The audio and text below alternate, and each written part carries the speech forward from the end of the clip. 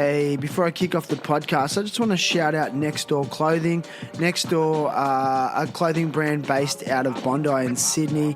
They're making really nice jeans and shirts and hats. So go and check out their full range at nextdoorsydney.com. They're also artists, so you can go and check out a range of art. They put on rad parties, and I love what they're doing. So nextdoorsydney.com for the full range. Yes, we are live. All right. Here we go, man. This is for Clementine and Otis. Hey, thanks for listening. I'm super grateful for your interest in the podcast. I'll keep working hard and producing weekly episodes. Hopefully you find some inspiration along the way, or at least just be entertained.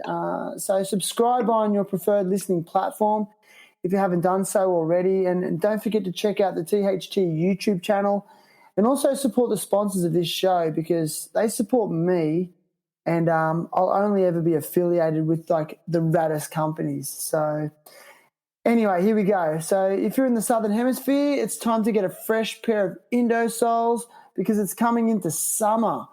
Indosole have distributors worldwide, and you'll automatically be directed to the distributor in your region when you go to indosole.com. That's INDOSOLE.com. And even better, when you use the THT code, you'll get a 15% discount. So get on it and help in the reduction of motor vehicle tire waste. Now, I say this all the time. I love skateboarding and I love skate culture. Kingpin Skateshop are feeding this culture. It's run by passionate skateboarders who have a deep history in Australian skateboarding. Anyway, it's also a one-stop shop for all your skateboarding needs, best shoe range and clothing range ever, and they even stock some surf gear. During lockdown, they've had their click and collect game down pat, or you can get your stuff delivered, and there's free delivery for orders over $25. So go to kingpinstore.com, that's KINGPINSTORE.com, and use code THT for that 15% discount. Now, lastly, I'm a huge believer in supplementing with natural supplements, and that's why I'm an advocate for the use of CBD products, and I'm super stoked to be affiliated with Crush Organics. They make the best full-spectrum CBD oils and topicals. They've got the CBD pain cream, which I've been loving after a skate. They have the sleep oil, the everyday oil, and the recovery oil, which I find amazing after a heavy workout or surf. So go to crushorganics.com, that's KRUSHORGANICS.com, and use code THT for that epic 40% discount that I know people have been taking advantage of. And if you have any questions about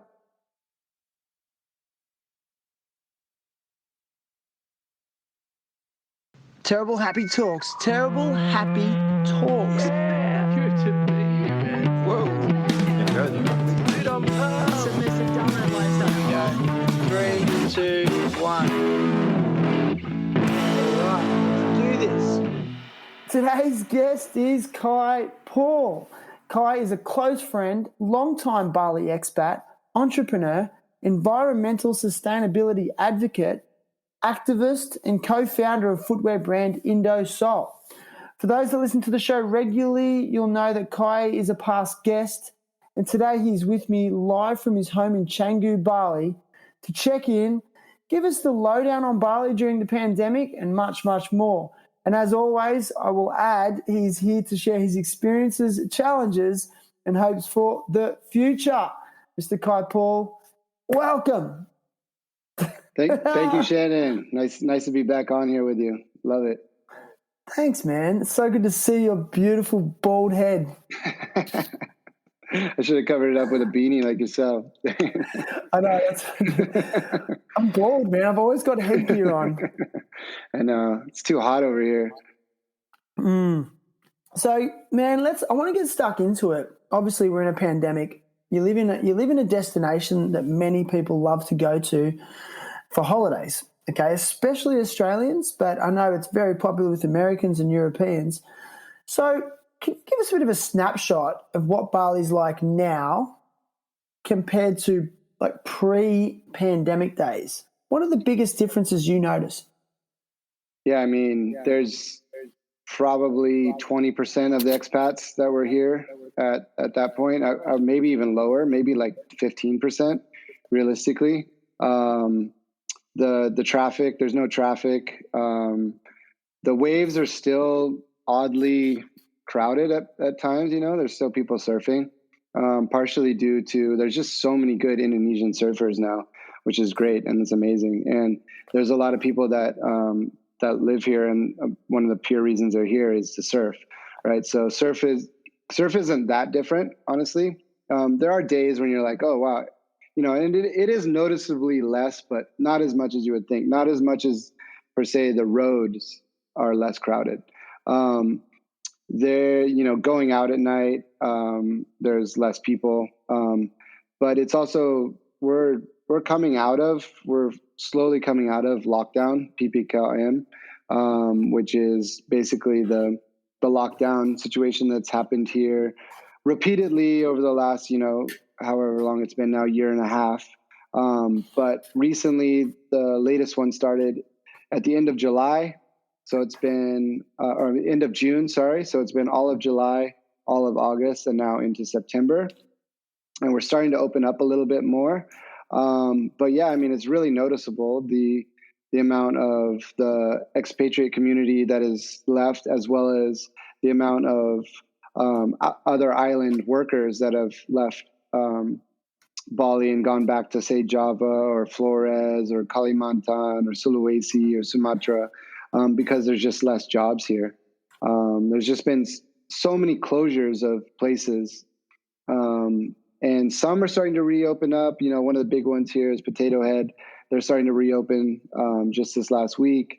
So that's positive. There's now inter-island travel that's allowed again, but with the vaccine and the antigen test. So a lot more Javanese tourists are coming here, particularly from Jakarta.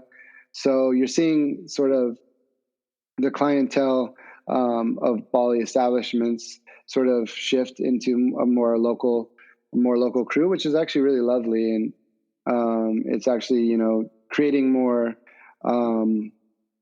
collaboration between expat communities and local communities. And that's something that's really positive that's come out of this situation. Obviously, the downside is the financial situation and all the money that the tourism industry brings to Bali. And that's been, the big noticeable difference is just I guess the cash circulation that has depleted quite significantly here in Bali. But yeah. Yeah, I mean, you mentioned that locals are collaborating more with expats, but how else has it impacted the locals negatively? Are you really seeing? Are you seeing desperation amongst? Yeah, definitely. Like there's desperation in food for one. People needing food, reaching out for help. We've been working with an organization called Pangan, which is in Denpasar, and they're feeding people in Denpasar. And they have a really cool system where people can sign up if they know somebody are hungry, because some people are too shy to sign up themselves. So you can fill out this survey, and you can say, I'm hungry. This is where I live. This is the reason I'm hungry. We're a family, or I'm an individual. I'm this old. I'm of this gender. So they're also gathering data of people, and now they serve about 180 people a week, and that lasts for about 3 days. They give each person about 3 days worth of food. So it's not an end all be all, but it is an assistance. Visited an orphanage with a friend the other day, and it's really just. It's just, there's no other way to put it, but sad to see. They're running up against their operating costs that they would usually get from tourists coming in and donating, or even tourists sending them money that are in their home country and maybe not making as much money as they used to. So it's full circle. When you look at like an operation like an orphanage, for example, they're considering having to maybe take less orphans to support, because they have bills like internet, electricity, healthcare, school uniforms, sports, all these things, food, obviously, that continue to add up, these operating costs, right, that are being depleted because, of the situation right now. It's just sort of an economic hardship worldwide that then gets translated into the people here in Bali. It's sad, like there is some people in despair here for sure. And that's been the hardest part to realize, and the hardest part to me that's been negatively affected. Obviously potentially the full expat community can get by, and there's definitely been hardships, but when it comes down to like being able to feed yourself and your family, you can really see that in some of these Indonesian communities and families, and oftentimes potentially outer island communities that have moved to Bali, and so maybe they don't have the village structure or the family structure that maybe Balinese do. And this is to be honest, as a foreigner expat myself, I'm just giving you what I'm seeing. This isn't 100. I'm not saying that this is 100%, but this is what I'm seeing here, and I have been trying to notice it and take into account what's going on here and try to understand it, because our store, Corporate Attire, is giving 10% of all of our proceeds to people in need. So we just want to make sure we're educated on who we give to and what the right situation, we want to help. How do we help? So I've been trying to understand it at least somewhat, So yeah, there's definitely taken a toll. I think, one of the things is that worldwide, everybody is sort of in this together in some way, that there's been tolls taken everywhere. So. Yeah, no, thanks for the insight. I just want to go back to the local people one more time. You said that some Indonesians who've moved to Bali have returned to their various islands or mainland Indonesia. Yeah. How have the local Balinese people adapted otherwise? Like, what are they doing on a day-to-day basis? So let's say they were a business owner, and they obviously can't have that business anymore because there's no tourists. Yeah. I mean, what are they doing? Are they going back to their village and just growing rice and eating that, or just starving? There is some of that, right? There is some of the, going back and farming, and that's a beautiful sort of,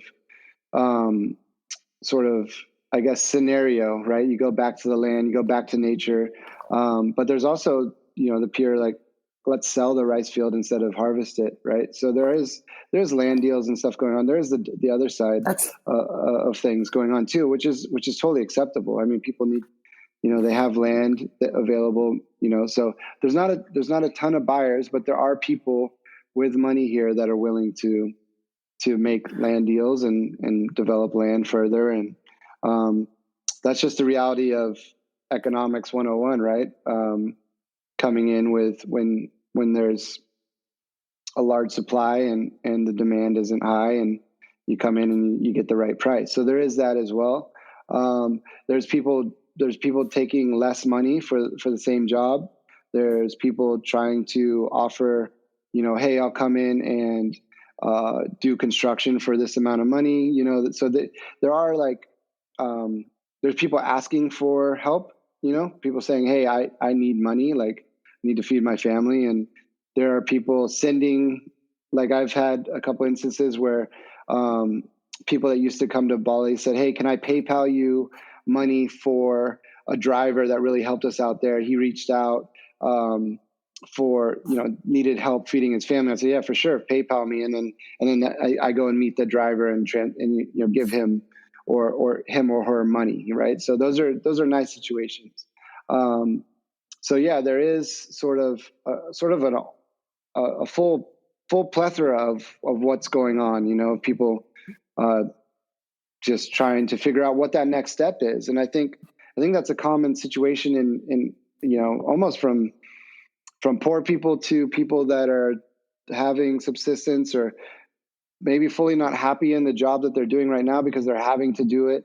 So a lot of people are trying to figure out what this next step is, and when the economy in wherever they're living is going to come back to life. For Indosole, we've seen the retail environment change so much that it's wild, and so we're also adapting and striving and moving forward and trying to figure out what's next. And there's a lot of opportunity and potential out there, but there's also a lot of things that have changed really rapidly, and it's sort of alarming or sort of shocking in a way.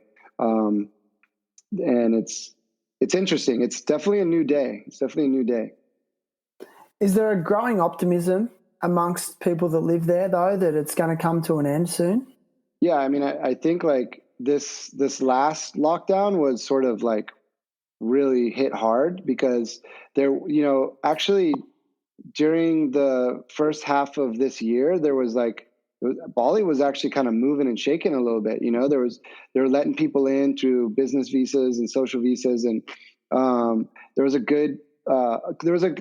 nice amount of people here. There was less traffic, but the economy was sort of moving and shaking. There were places open, there was business happening, there was the cash flow changing hands, and there was jobs available. People were sort of preparing for Bali to come at a full circle sort of at the end of this year. But then lockdown happened again at the end of June, and there was a mass exodus of tourists, and tourists weren't allowed to come back in to Bali. So there hasn't been anybody from the outside allowed back into Bali now for 3 months. So it was a little bit dark really in July and potentially part of August. And as well as COVID was spiking here. Indonesia was kind of this hot spot of COVID. And now we feel like we've been through sort of the darkest point. And we've all sort of been like, wow, that was rough. So the worst thing happened, right? The worst thing happened. Right. Basically, we got ravaged by COVID again. The airport closed. We went back into lockdown, and everything was shut at like 8 p.m. No restaurants were allowed to open. No inter island travel. So everyone was stuck at home again. And now we've endured. Now we've like gone back. They've shut down, or they've knocked down the level of lockdown back to level 4, I believe. It's going to level 3. So restaurants can be open till 9 again. They can operate at a 75% capacity, or actually, I think it's 50%. It's going to go to 75%. There's inter island travel. So we feel like we've endured some of the darker times, and now we do feel like we've bottomed out, and there's light at the end of the tunnel because it's only going to go up. We do see Bali opening again soon. We feel that if we've made it this far, we can persevere. We've become resourceful. We've identified the people that on the mainland that really need our help. So people have gathered around them, and we've tried to help them. And that's going to continue. I think people are going to need help for the next foreseeable future, next year until all the jobs come back. And, but, so I think there's an identification of the problem, and trying to come to terms with the issue. And now it's more solution based. And so, well, it's not, all sun and rainbows. Actually, it's raining a lot here right now, so it's interesting as well.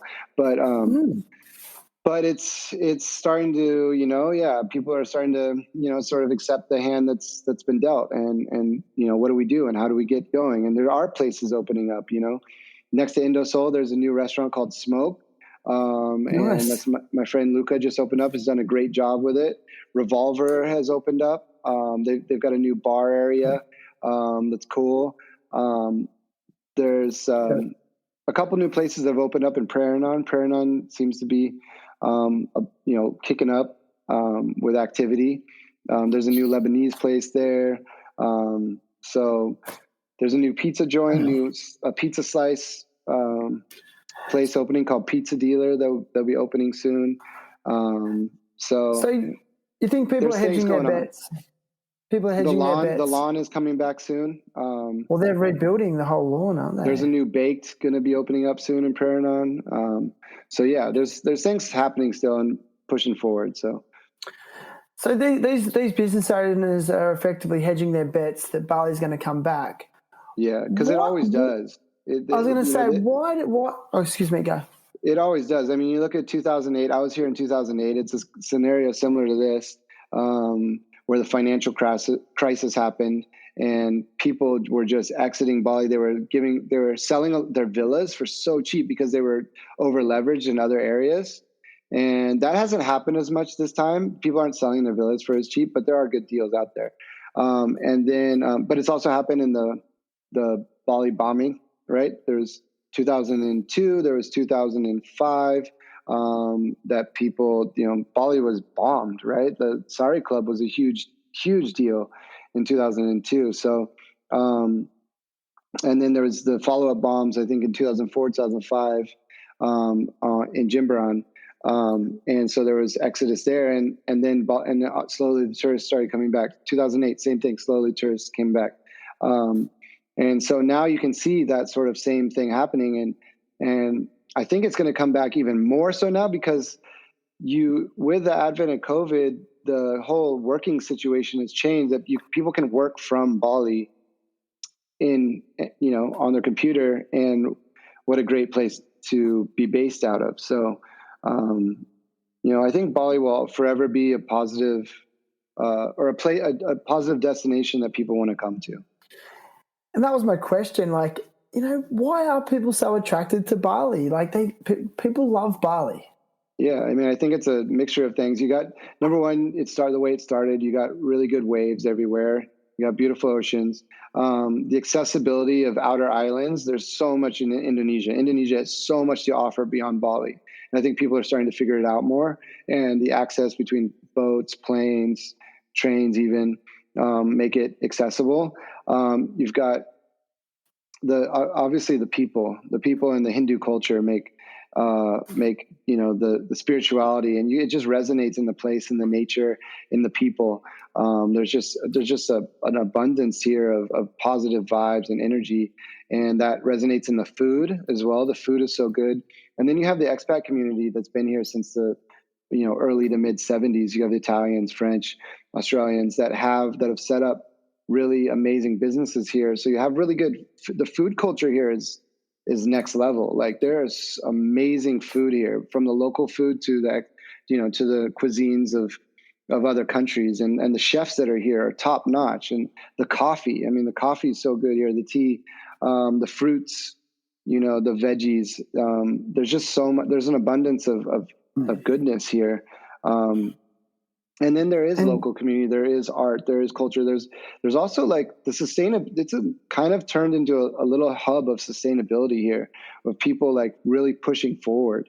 We've been here since 2009. In that time, we've seen just sort of the sustainability movement and the community really grow here. Now we've got Potato Head, we've got Sungaiwatch, and I'm sorry if I'm missing out other people, but we've got these communities here that are making, now we've got space available, making these plastics, and you've got, wood makers like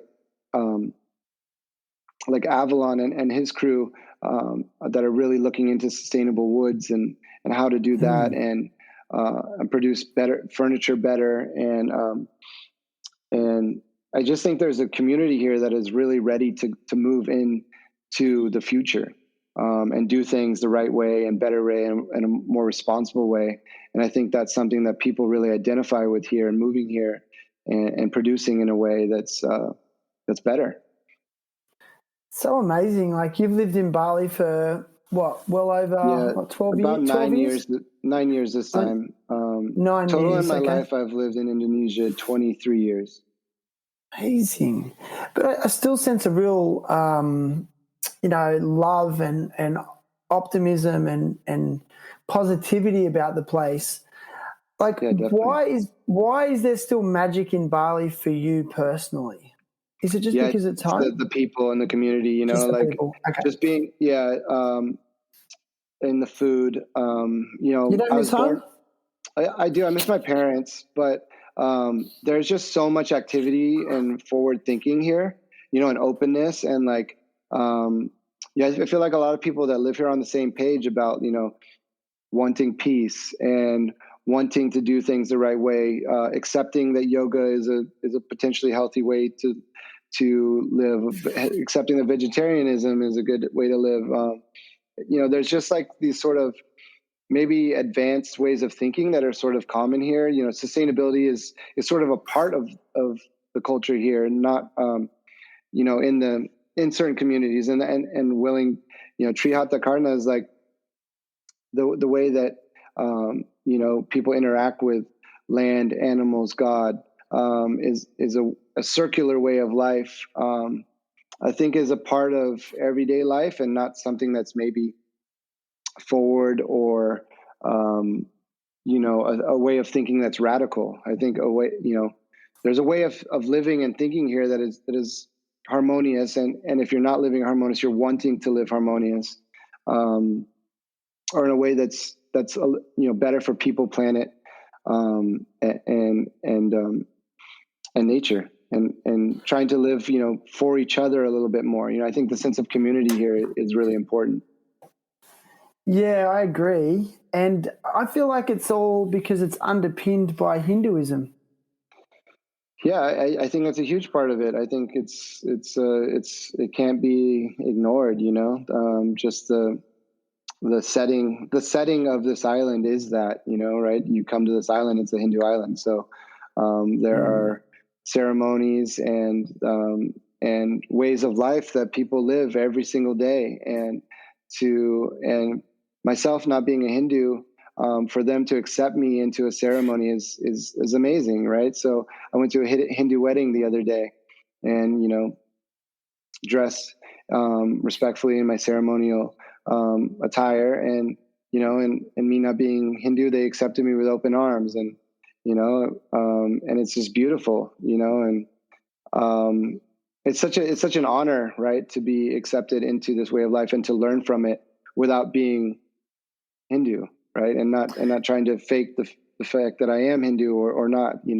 It's just I am who I am, and they are who they are, and there's a real harmonious existence between the two. Amazing. Like, just being an expat in general, is there times that you feel discriminated against? Yeah, I mean, I think that I would hate to say the word discrimination. I think the word is like maybe what's a less harsh version of discrimination, because I don't think it's like intentionally like some sort of discrimination. I think it's more of maybe Excluded? Yeah, excluded, but also there's a sense that they probably feel the same way, right? I think the expats community has come over here, and there is a little bit of maybe some taken advantage of, and maybe inequality in terms of pay, and so I kind of accept it, because I think it's I should be sort of looked at as maybe like, what are you trying to do, until they really know me and understand my story and understand what I'm trying to do. I think there should be a little bit of wariness, for that. And I think that there has been cases in the past. I think while I talk about living harmonious together, I think there's been a lot of, cases in the past that will tell a totally different story than that, and I think, while I'm not acknowledging those cases currently, I think you absolutely, in total, have to acknowledge that there's been a lot of, unfair treatment of local people by the expat community over the years. Starting with, if you want to go back into history, like really the Dutch and colonial times of Indonesia for 300 years. Bali, stands out as a really interesting specific history with that, where they were never conquered by the Dutch. They coincided with the Dutch here for many years, and there were Dutch royalty, and the Dutch tried to conquer Bali, but they were never able to actually conquer Bali. And it's one of the only islands in Indonesia archipelago that was never conquered by the Dutch. So it's actually really interesting, and there's some really interesting stories of this. over the history of Bali and how they stood up to the Dutch and then later incorporated the Dutch into their into their island. I just think like the locals are just so lovable that you wouldn't want to overtake them because they're just so damn nice, you know. Yeah, I mean, but it's you know, it's what capitalism was founded off of, right? There's resources and you know, the such that are, you know, you've got maybe a Dutch colonel or something, or however you know, captain or whatever, that's on a trip on a ship coming towards Bali, and that is basically being told by their superior what they needed to do without sort of any sort of feeling or knowing about who the locals are, right? It's just sort of a black and white command, right? And that's sort of what colonialism was back in the day, right? It was a takeover, right? And, for resources that could then be sold back in Europe. Nutmeg was one of the biggest ones, but there's cinnamon, clove, you know, some of these pepper. See, I find Balinese interesting. I don't know if I'd describe them as capitalist. I know there are very entrepreneurial Balinese, but I don't see the same level of desire to continue to build a financial empire. Would you agree with that statement? Yeah, I would agree in total. I think there's some of that is adapting to the new world, though. I think that is slowly changing a little bit more. You see some of the children of some of the elders who are gifted land, for example, and will sell the land for profit, and you know, so it's, I think the iPhone, and I think modernization is happening quick, you know, and I think it's happening quicker than maybe we would like it to in places like Bali. But I think forever, there will always be Hinduism to fall back on. And I think that is a really amazing part of Bali. And I think the core of Bali will never change. At least I'm very hopeful that it won't. No. So you have the Indosole headquarters in Canggu. It's you know, it's the flagship store. Indosole's also got headquarters in San Francisco as well. Is that correct? In San Francisco, yeah. And you said that where the Indosole shop is in Canggu, for those of you that haven't been there, what do you call it? The French Quarter? No, not the French Echo Quarter. Excuse me, Echo Quarter. Yeah, because we're close to Echo Beach. And it's an epic little hub there, and it's got some shops. So you said you could open up another shop called Corporate Attire? Yeah, Corporate Attire. It's a joke. You know, it's definitely not corporate attire. It's all like, you know, Bali and Indonesia based brands. So all produced locally. So it was just born out of the pandemic. Basically, we had an extra space, and we as Indosole were feeling the pinch because a lot of the stores around Bali were closing. So we didn't have as many outlets to sell our products, right? We had our own shop, but and so we just knew that other brands and other makers probably didn't have the avenue to sell their products as well. So we opened up this shop next door. We called it Corporate Attire. It's our friend Ricky's Instagram handle. So it was an ode to him because he was the first employee, the first manager of Dream Good, which had to shut down during COVID. They're Australian. And so it was a homage to him. And Chris did a great job of picking out the two T's in corporate and pulling out the pi sign. So that's sort of the signal. And we did 16 straight launches of brands. So every week we would launch a new brand, and we partnered with Room for Dessert and different local chefs, and we would create an event every year. And every week. And it was just a way to get activity going and get the economics of things flowing and get these brands exposed on Instagram. And we started on Instagram, and people would share, and we would have photos, and people would share. So it's just like trying to stir up and keep like makers and people making things in the community alive in Indonesia, in Java, Bali, and Indonesia in total. And so it's just a way to like just keeping it spiked. And you know, and then when the second lockdown happened, we had to close again, and then we started our events again, and then the third lockdown happened. So we still haven't done our launch of our third time, but we hope to do that in the next month. But the store is open, and it's right next to Indosole, and it's got a lot of cool stuff in there. It's a concept shop. It's one of Bali's few concept shops, and it's just got a lot of cool local brands that are really cool that not a lot of people potentially know about. I think we're one of the more famous one that's come out of it is Bing Diaries, the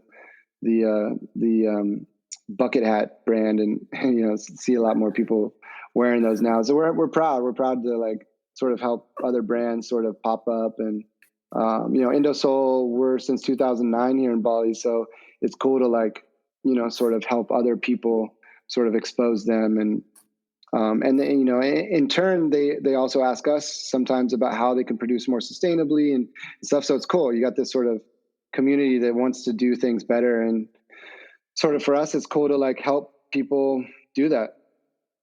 Yeah, man. You've got that sort of street cred now. You've been there for, doing business in Bali for so long. And it's so interesting to hear how you've had to pivot again and just adapt to the circumstances you're placed in. And would you say that like one of the benefits as a business owner of the pandemic would be that it has maybe forced more creative approaches to business? Yeah, definitely. I mean, I think you look at what's going on and you go, hey, how do we still make an income, right? And so that's one, and secondly, you go, well, how long is this going to last for? And sometimes it just change endures, and it just becomes normal. So, what is the new retail environment? What is the new way to sell things? And what is the new advertising method to sell things? And so that's still, I think in development and cross development. But I think, we as a team, as a global team, have been able to pivot in a way, moving a lot of resources online. It has been one of them. Where our percentage online to physical retail is much higher now. But we're fortunate that we exist in Europe, and our Europe team has done a fabulous job this last spring and summer of really getting us some great shops, particularly in Holland, and some exposure there. Just in the last month, we were featured in Vogue Japan. We're featured in Esquire, and what's the other one? One other big one. Oh, Harper's Bazaar, and then now we're getting a print feature in Elle magazine. So it's like, and a lot of this is due to our Europe team really pushing, and as well as our Japan team continuing to push. And our Australia team has opened up a new retail location in Byron Bay during this whole time. So we really see the combination of really, really well put together retail environments, and our shop in Bali has continued to persevere and do okay, less than our pre-COVID numbers in Bali, but still maintain and pay our staff and push forward.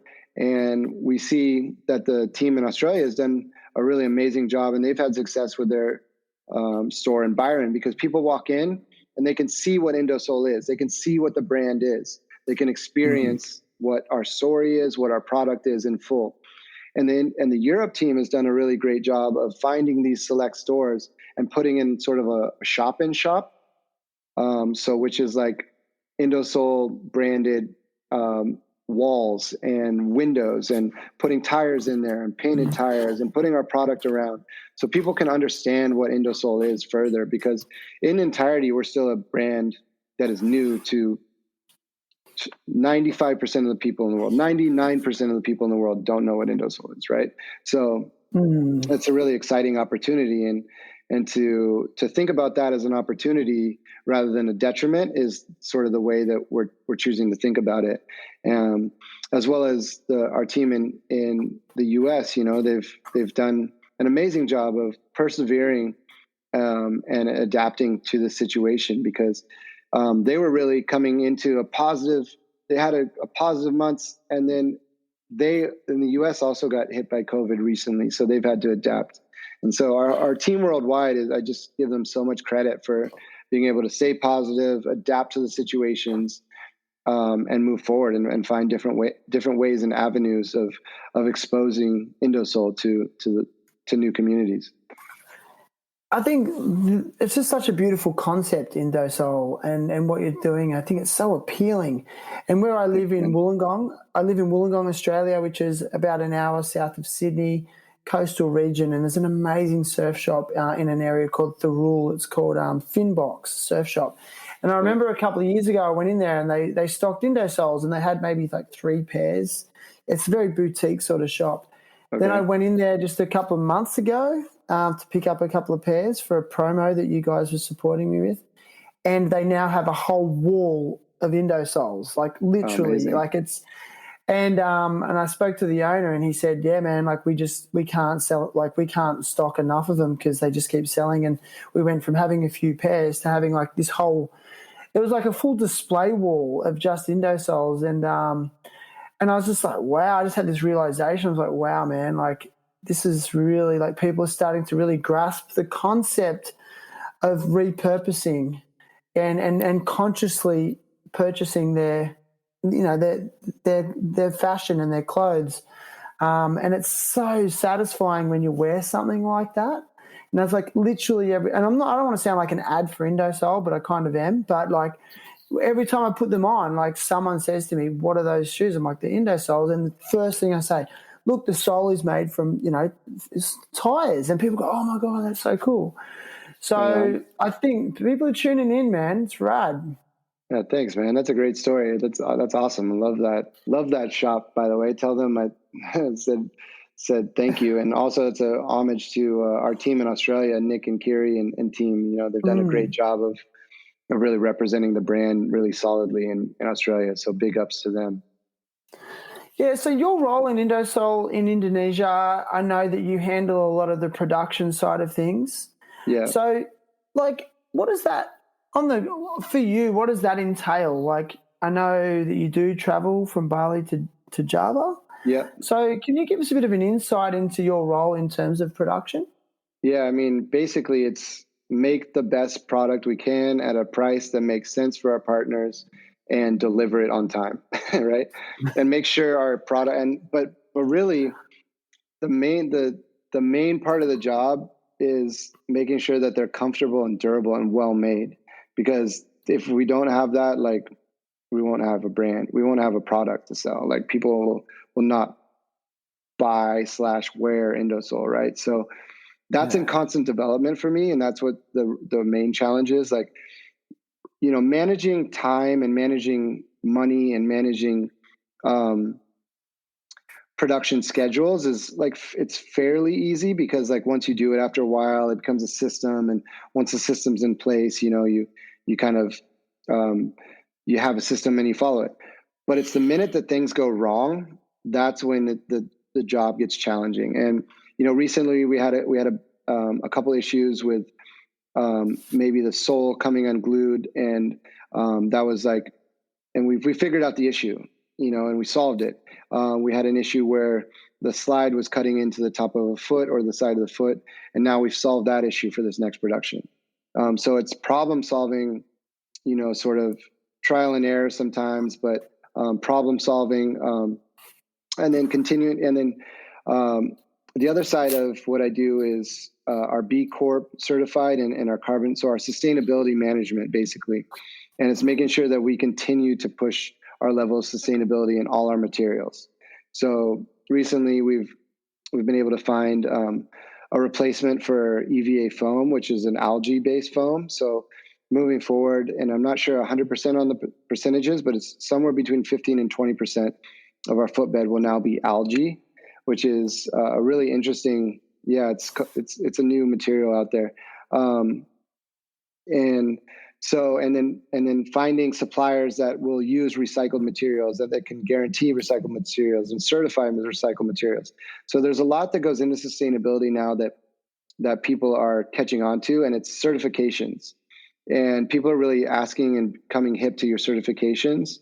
And so I'm in the process of getting all of our materials and all of our production certified, which will have our stamps of approval. You know, right now we're B Corp certified.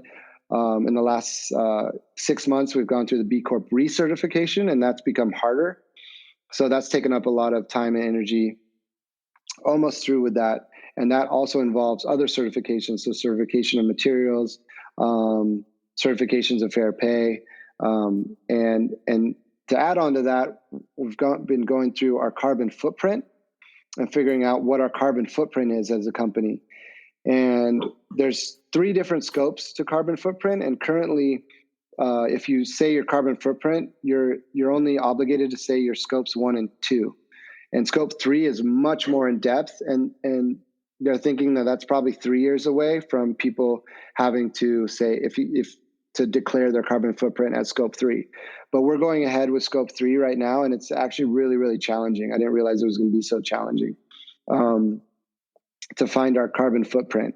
And we're still a small company, so you know, the resources aren't, you know, we don't have a team that we can dedicate it to our carbon, just figure out our carbon footprint and or pay somebody to figure out our carbon footprint. So that's been a real challenge, but it's also been really beautiful for me to learn. So I've been going through, that's, you know, part of my job that a lot of people don't realize is going through all these certifications and understanding what sustainable production and responsible production actually mean.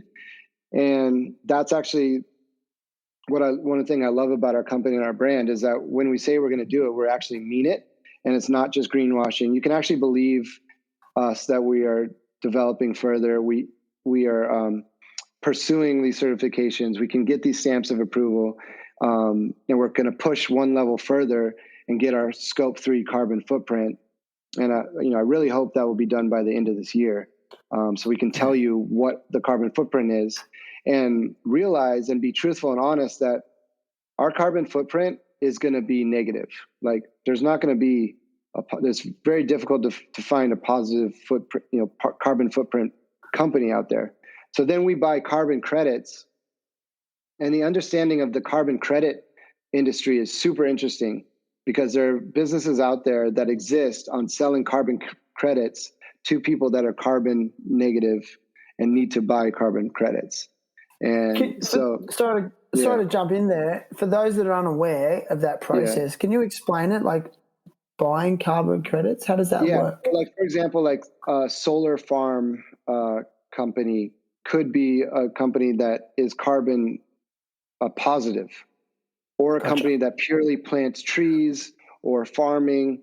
They'll be carbon positive, so they create more carbon offsets than they produce, right? So they take in more carbon by calculation and than they produce. Someone in the, like, for example, Indosole, we will not be carbon positive. We will be carbon negative because even though we're recycling, it will take energy to recycle, and that's all part of this challenge. And we can go into how recycling can be more carbon neutral in the future. But for now, it's carbon negative because we're still using energy. We're sending products by boat, by plane to other countries, right? That's all carbon negative activity. So we need to purchase carbon credits to offset our carbon negative balance and become carbon neutral. And as a company are going to want to go push one further and become carbon positive, right? So we're going to have to purchase carbon credits from companies that sell them. And And that's actually a really beautiful thing because that incentivizes people to become carbon positive so they can sell their carbon credits. They themselves will then become carbon neutral, right? And then we will become carbon neutral. So, you know, I'm encouraging some of these smaller companies trying to do really amazing things like Sungaiwatch. And this is going to be a process that's going to be a challenge for them to overcome in the next year or two. Because if they're able to be carbon credit, if they're able to sell carbon credits, they can potentially sell their fund their business and, you know, save more rivers, or I mean, take more trash out of rivers. So fundamentally, when you're carbon positive, you're putting back into the grid effectively. effectively. That could be You're one. taking That could be an carbon out of the example of it. air. You're taking carbon out of the air. You're potentially storing it into the ground. And so this is where science becomes a little bit more technical of what a carbon, what carbon positive really is. And there's different ways of looking at what carbon credit of being carbon positive really is. And one of the ways is putting it back into the ground. So soil regeneration is a way to become more carbon positive. So Amazing. we're trying to take that CO2 out of the atmosphere and put it back into nature, right? So trees are another way, right? That's why you know, a lot of algae, right? A lot of algae farmers are, you know, there's so much carbon being stored in algae and kelp and plankton, right? So ocean regeneration is a great example of becoming carbon, restoring carbon into the world. So these companies can then sell their carbon credits to companies like Indosole that wants to participate in this and help fund these companies grow. So it's kind of sort of an alternate source to a nonprofit. You're Amazing. you're for profit, but the product that you're selling is the carbon credit. Amazing. That will then help you fund the algae growth, the soil regenerative growth, the taking trash out of the rivers. So it's a whole new industry that's like really exciting. That's growing. Yeah. And it's like you said, it's incentivizing other businesses to do the same. Like, and that's the beautiful thing about it, because often I listen to your story and the Indosole story, and I see that just the sheer blood, sweat, and tears that you guys have put into it and had to go through over the years to develop the product, you know, with sustainability at your core. There must have been a lot of times when you're like, oh my God, it's not worth it. You know, like the effort, the time, and the loss of possible profits over the years as well. So does this give you a lot more sort of motivation and inspiration to keep going down that path and then inspire other businesses to do the same? Yeah, I think it really does, because it's still like, I think if you stop learning things, like that's also like a detriment to, you know, wanting to continue things. So like for me, like learning all about the, you know, these certifications, how to actually produce responsibly, sustainably, and with fair wages, and developing people as well, right? So and then going into this carbon footprint has been a real awakening for me, and understanding that whole business and the way of the future, because it's a really important adaptation that businesses will start to take. It's sort of this next level of sustainability, is these certifications, this carbon footprint, proving that you've gone through the lengths of going through the process of saying, it's one thing to say you're sustainable, but then having the backup to prove it is sort of the next level of this trend, if you want to say that it's a trend. And because it's developing a baseline and basically taking away the advent of greenwashing, right? So amazing. But it's more than that. It's actually just doing business the right way is really what it is, you know. And I think that level of growth, it's becoming a baseline in business. I think people are demanding it. That, you know, they want to know where their products come from, what they're producing, and I think that will, or that desire, is growing amongst the population. I think that bell curve is really starting to rise. Do you think the pandemic has diverted consumers away from that desire? Well, yeah, I mean, if you look at the plastic use in the pandemic, right? I mean, it's we took a real step back there, right? But I think it's also an opportunity to come out of the pandemic in a better way. I think a lot of people have been thinking, researching, you know, noticing that the amount of plastic use that they've been, you know, utilizing in the pandemic, the amount of masks that you see on beach cleanups now, you know, the amount of masks is in the world is, man. you know, and that's a lot of plastic, or, you know, whatever that material is, waste. But it's a form of plastic waste. It's a form of plastic waste. Yeah. So I think there's been a level of, you know, sort of awareness for sure. But at the same time, you can't blame people. Like we always say, right? Like a happy, healthy human is the biggest environmentalist you'll meet, right? You can't be an environmentalist until you're healthy, number one, with nutrition, and I love happy this. as a person until, and then you can start thinking about ways to help other people and doing good for the planet and people and the environment, right? Dude, you said that last time, and I love it. I really thought about it. It has to start with the individual and the decisions they make on a day-to-day basis. Right. And you're not going to get that until you have nutrition, nutrition as a baseline, and then happiness, which is like learning, feeling loved, feeling adequate, having a purpose, right? And I think that's like a baseline for sustainability and environmentalism. Are you doing business with purpose or with finances in mind? I think both. And I think they're both potentially equal, because without finances, you're not going to achieve your purpose. Yeah, that's the world we live in. Yeah. But does it give you that purpose that you're living with and working with? Is it giving you that sense of fulfillment on a personal level? Yeah, I think so. Yeah, for sure. For the most part. Personally, I wouldn't probably do something unless I had personal fulfillment in it, regardless of the money. I think, but that's me personally. I don't hold back anybody who does just do something for money, because I personally am lucky. I don't have a family right now. I don't have anybody depending on me. My story could be completely different if I did. And that's why, I am doing what I'm doing, because I have the ability to do it. I'm not, I have some sacrifices that I can make, because it's only for me. My parents are luckily, okay. They have their finances in place, and they're able to exist without me, so I'm only talking for me. I can't talk for other people. And I fully understand. That's why I think I'm in a special position. I'm in a special place. And I think, I do have a purpose, because I have the ability to live this way or push this way, because I am only, basically providing for one right now. But on another note, like, what a legacy you're part of and a legacy you're creating along the way. It's something that you'll have, you'll be leaving in the world one day. Like, or even if it'll be something that's tangible and memorable, that you live this life and you tried to do something.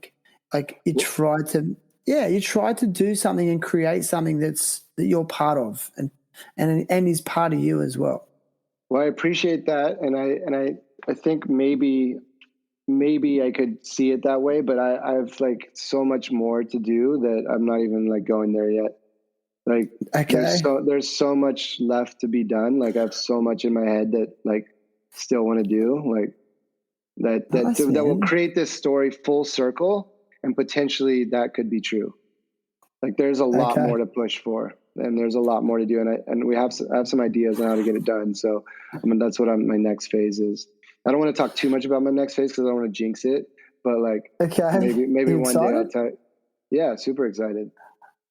Dude, I can't wait to hear it. Listen, man, it's been so epic. Like I just looked at the time. I was like, that was the quickest hour of my life. But I ask all guests, as you know, to come with a cause that they want to support or advocate for. I mean, I think Indosole itself is a cause in its own way, but is there any other ones or causes or social enterprises that you'd like to support or advocate for today?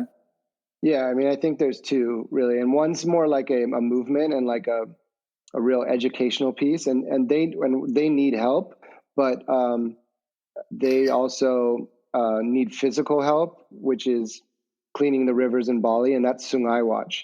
And I just implore people to really check them out and look what they're doing, because they've put trash barriers on 100 rivers in Bali so far this year. In 1 year, they put 100 barriers in Bali. Every day they're pulling out 1,000 kilograms of trash. So that's 1 ton of trash every day out of the rivers of Bali. Then they're separating it, right? And then they're processing this waste, right? So they have developed this new way of doing business They have a nonprofit arm that you can definitely donate to, and it's Sungaiwatch. They also are now developing a business arm, which they can make products out of this trash. So please reach out to them for any sort of insight, questions, and if you want to start working with them by utilizing the materials that they're taking from the river. Indosole is now, there's about 8% of the trash that they get from the rivers, which is sandals. We're taking those sandals and we'll be doing a product with them. And so keep your eyes out on that. We're still in development phases, but we'll be buying that 80 kilos per day from them for a price that we'll set. So they'll be coming into a business. Wow. Yeah. So Sungaiwatch is amazing. Sorry to talk about I did a TED talk like 4 years ago. I talked about this thing called the secondary resource market, modern day mining, the modern day and the reindustrial revolution. And that's exactly what they're doing. They're modern day mining, creating this secondary resource market. Indosole is now buying their secondary resource that will produce into a new product. So it's come full circle, and I'm just so proud. And like Gary, Sam, Kelly, and team are just amazing individuals pushing forward. And their next phase now is to do 1,000 rivers in Indonesia, and they're moving into Java, and they've got their first Bupati in Banyuwangi in Java, ready to start producing, ready to start doing this in Java as well. So it's growing. So they're going to go from 100 rivers to 1,000 rivers in Indonesia. So the amount of trash that they're going to stop from going into the ocean is right now it's 1,000 kilograms a day. So that's 1 ton a day. So, and that's 100 rivers. So you multiply that by 10, that's going to be 10 tons a day. Right. And so you do that on a yearly basis. I mean, it's huge. So Sungaiwatch is one. And the second is Punk Pangan. And it's PUNK. So punk, like punk rock. And then it's Pangan, PANGAN. And they're a local crew out of Denpasar. They're punks. They play punk music.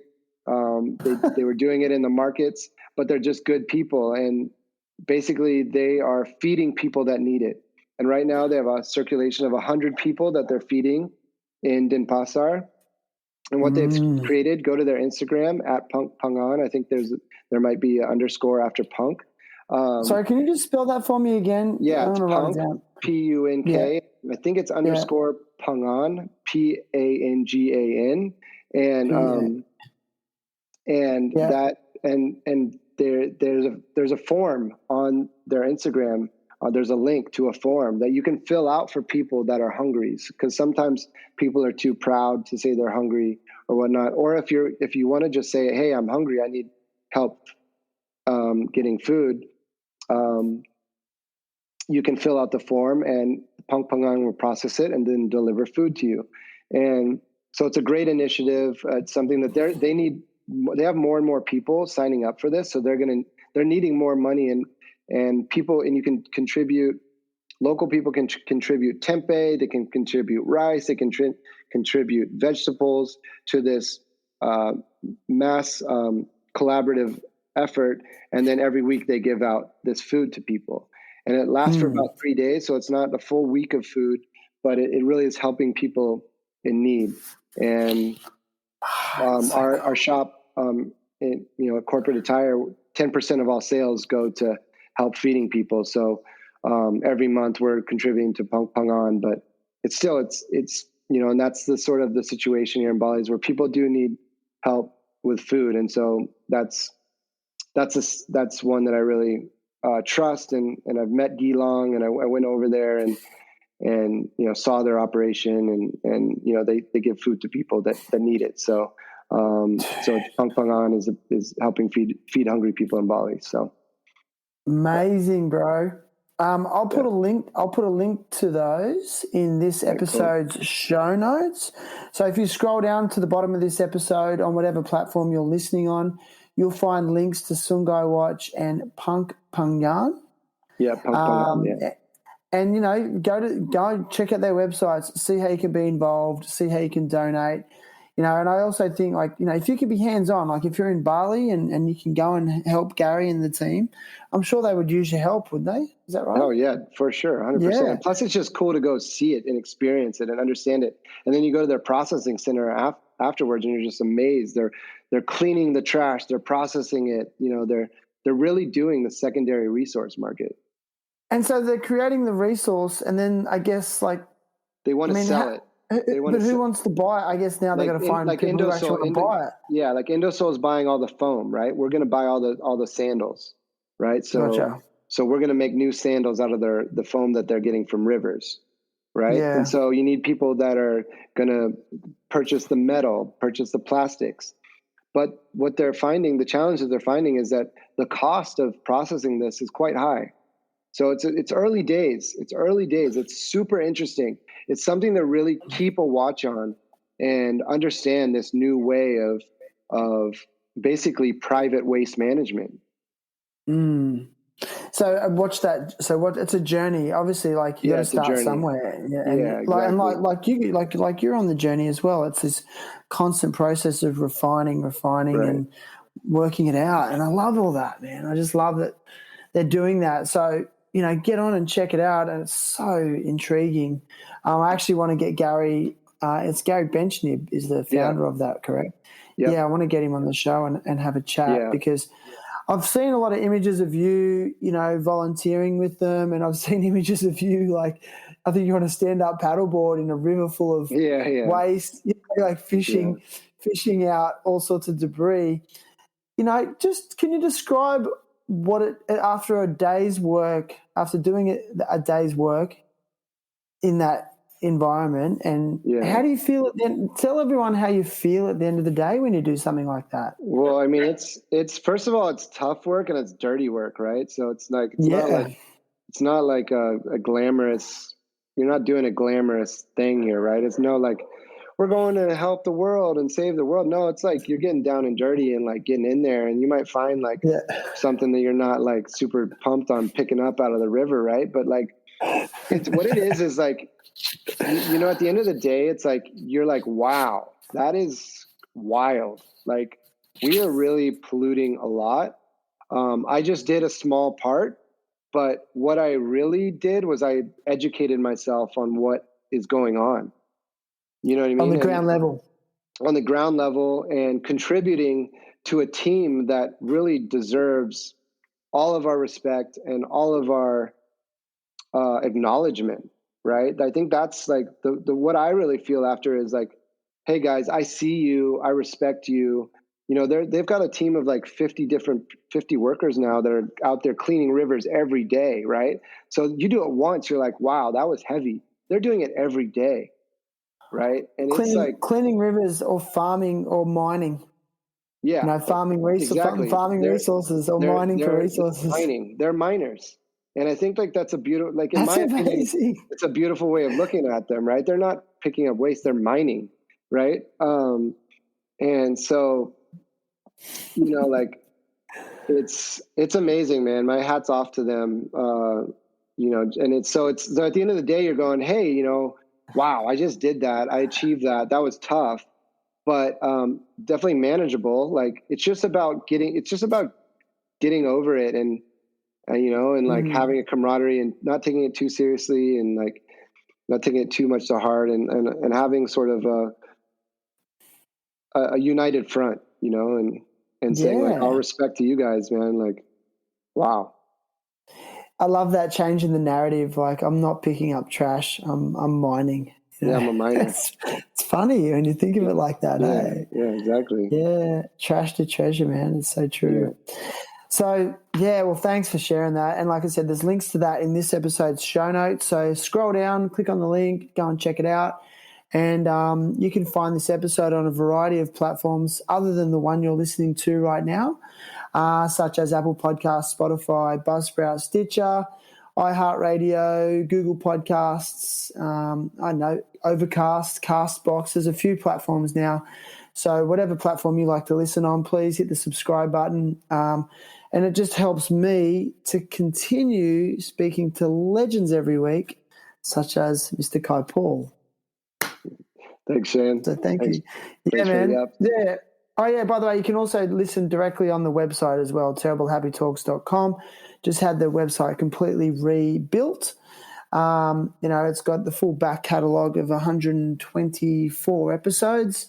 So you can go through and, see some people you might like. And there's other episodes of Kai Paul's in there that he's been on twice, and we talk about similar things. Also, you can check out Kyle Parsons' episode. He's also the founder of Indosole as well.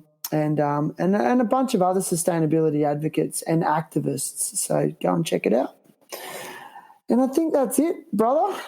Yeah, man, I appreciate it. And I just want to tell everybody out there that Bali is an amazing place right now. Get back over here as soon as you can. I mean, you're going to love it. And get here early because it's probably never going to be as chill and beautiful as it is right now. So, and we all welcome you guys back because we need you.